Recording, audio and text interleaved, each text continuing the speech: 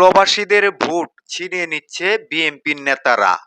ভিডিওটা দেখবেন, সর্বোচ্চ শেয়ার করতে ভুলবেন না, এই ভিডিওটা যাতে সবাই দেখতে পারে। সম্মানিত ভিউয়ার্স, আগে ভিডিওটা দেখুন।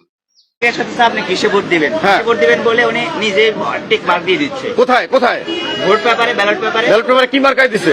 বিএনপিতে আর না ভোট, ধানের শীষে আর না ভোট দিছে। ওকে, এর পক্ষে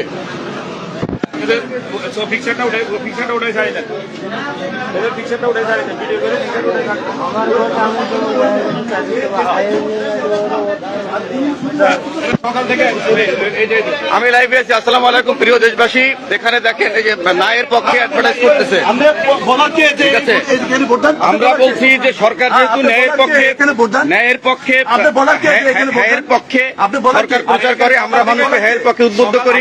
কিন্তু এই ভদ্রলোক সকাল থেকে এই ভদ্রলোক আপনিও বলতেছেন যে এইটাই ভোট দেন, দাঁড়িপাল্লায় ভোট দেন, ওইটাই ভোট দেন।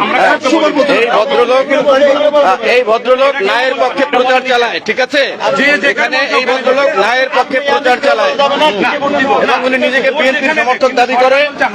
জামাতের 10 দলীয় জোটকে উনি বলতেছে যে আমরা ধর্ম ব্যবসা করি। ঠিক আছে,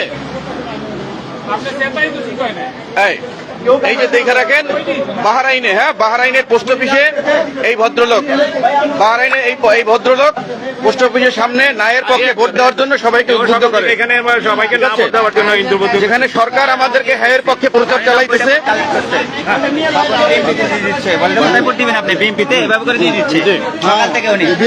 জি ভাই, বলেন বলেন বলেন, লাইভে বলেন। হ্যাঁ, সকাল থেকে কি করতেছে? সকাল থেকে কি করতেছে ভাই? ভয় পান কেন? বলেন সকাল থেকে, বলেন বলেন।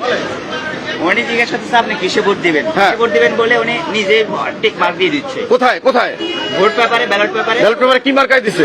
বিএনপিতে আর না ভোট, ধানের শীষে আর না ভোট দিছে। ওকে, যে প্রিয় দেশবাসী, আসসালামু আলাইকুম। আমি বাহরাইনে এখন মানামা পোস্ট অফিসের সামনে আসলে এখানে এসে দেখলাম যে অনেকেই ধানের শীষের পক্ষে এবং না ভোটের পক্ষে প্রচারণা চালাচ্ছে।